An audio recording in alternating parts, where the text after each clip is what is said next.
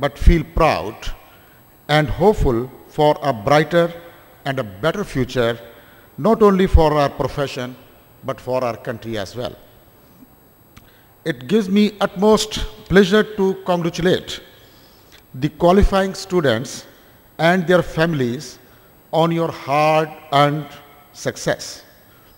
As you enter the threshold of your career, I would just like to say that do not be afraid to take initiatives and keep reaching up with your eyes to the stars, but grounded feet.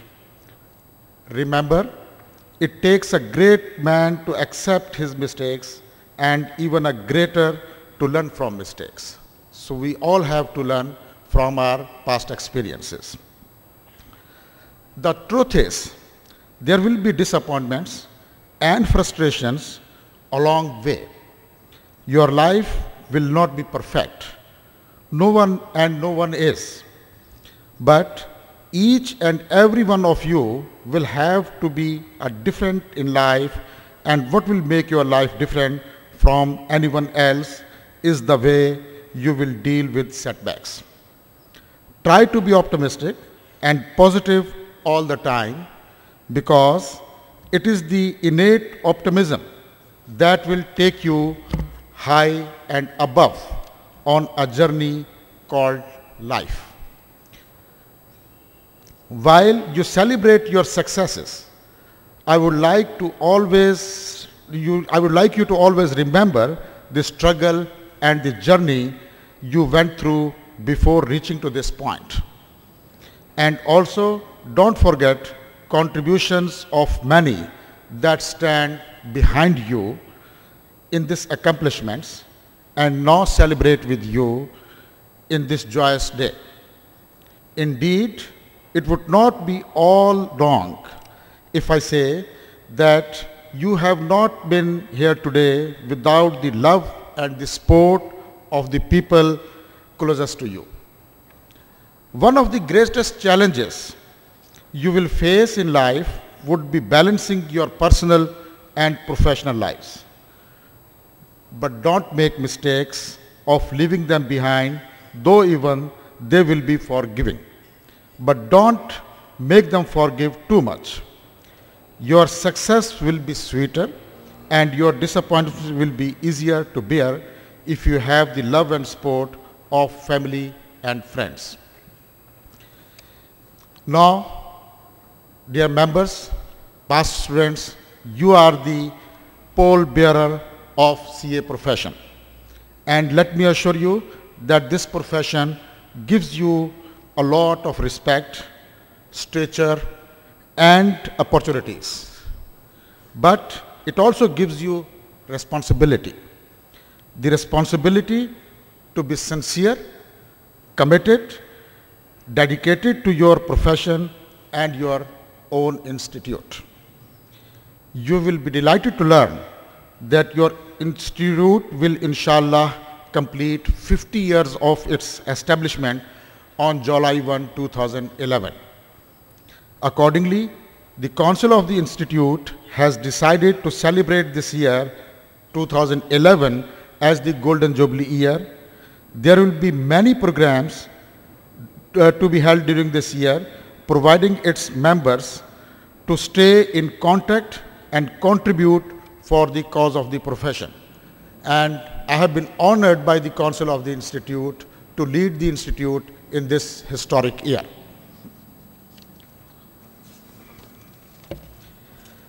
I would urge all of you to stay in contact with your institute, to contribute your bit, and returning the knowledge and the experience you have gained coming to the coming generations.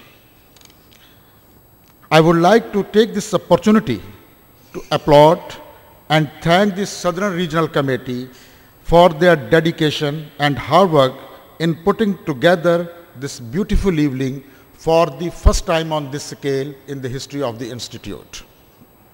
And I also take this opportunity to specially thank to our guest speakers, Mr. Suhail Wajah Siddiqui and Mr. Pervez Ghias, and we will be looking forward to listen from them and learn from their experiences and success stories. Thank you very much.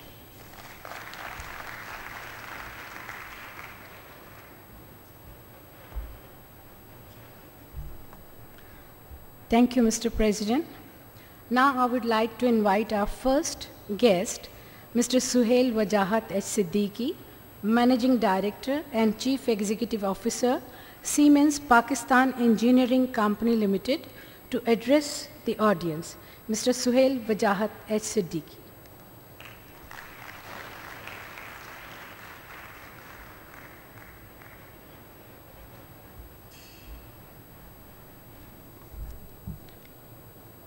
बिस्मिल्लाहिर्रहमानिर्रहीम। अस्सलामु अलैकुम। अज़ीज़ दोस्तों, भाइयों, corporate के colleagues, मेरे senior, मेरे junior और आने वाली नस्लें और आने वाले वो लोग जिन पे हमारा इन्हिसार है, जो हमारे सामने बैठे हैं, जो कि हम जिनको यूथ कहते हैं, जो 60% से ज़्यादा हैं हमारी कौम का। फिर मैं सबको मुबारकबाद देता हूँ, उनके वालिदैन को, उनको जिन्होंने आज ये सारी चीज़ें अपना ये एक माइलस्टोन अचीव कर लिया। Today I am not going to give a long speech, but I will give you a recipe which is, in my opinion, is a recipe of success. Because I believe in recipes and solutions, not in ingredients. Because if I give you ingredients of a biryani in a raw form and tell you please eat, nobody is going to eat. But if I cook it properly, then everybody is going to eat. So here, what I am going to tell you is the bullet points of a success. You have to draw your values from Quran. This is what values you should have. And there are very clear values in Quran, that you have to be first, different and courageous. You have to be first, different and courageous. What it makes when you have to be different, first and courageous, that you should be responsible of your actions. You should be innovative, because Quran says that you can, everything is for you. You have to search for it. And then you have to be excellent. But aim perfection. But perfection is only for God. You can aim perfection, but achieve excellence. These are the important values. First, different, courageous, responsible, innovative, and excellent.